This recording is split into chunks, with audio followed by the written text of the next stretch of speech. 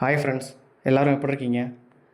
இப்போ நம்ம பார்க்க போகிறது கரண்ட் அஃபேர்ஸ் ஏப்ரல் 7ஆம் தேதியிலேருந்து ஏப்ரல் 12ஆம் தேதி வரைக்குமான 6 நாளைக்கான கரண்ட் அஃபேர்ஸை, அதுவும் எக்ஸாம்ஸ் ரிலேட்டடான கரண்ட் அஃபேர்ஸ் மட்டும் பார்க்கலாம்.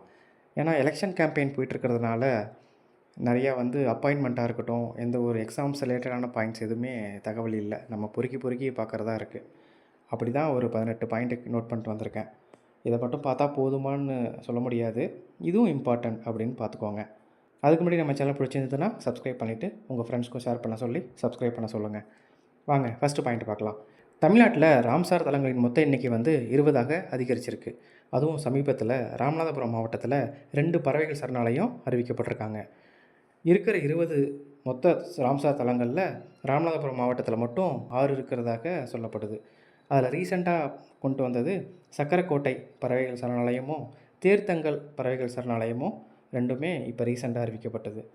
அடுத்த பாயிண்ட்டு, நிலவை நோக்கி பயணம் செஞ்ச நாசாவின் ஆர்டமிஸ் 2 அப்படிங்கிற அந்த குழுவில் பூமியிலிருந்து அதிக தூரம் கிட்டத்தட்ட 4,06,771 கிலோமீட்டர் பயணம் செஞ்சு சாதனை படைச்சிருக்காங்க. இதுக்கு முன்னாடி 1970 அப்போலோ 13 விண்கலத்தில் 4,171 கிலோமீட்டர் தான் பயணம் செஞ்சுருந்தாங்க. அதை இப்போ முறியடிச்சிருக்காங்க. இந்த 56 ஆண்டு கால சாதனை முறியடிக்கப்பட்டிருக்கு.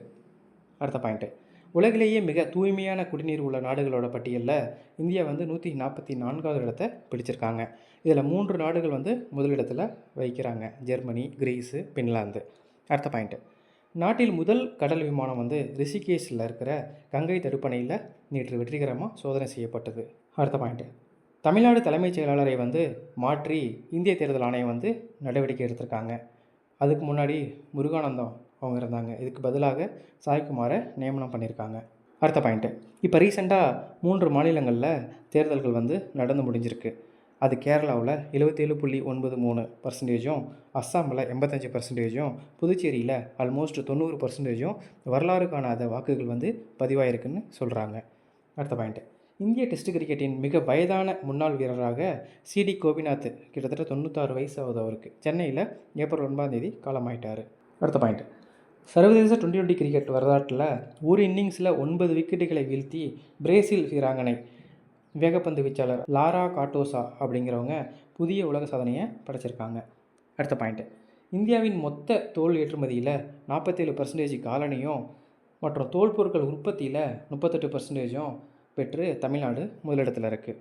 அடுத்த பாயிண்ட்டு, மங்கோலியாவில் நடைபெற்ற ஆசிய குத்துச்சண்டை சாம்பியன்ஷிப் போட்டியில் இந்தியாவின் விஸ்வநாத் சுரேஷ் தங்கப்பதக்கத்தை 50 கிலோ பிரிவில் வென்றிருக்காரு. அதே மாதிரி சச்சின் 60 கிலோ பிரிவில் வெள்ளி பதக்கத்தை வென்றிருக்காரு.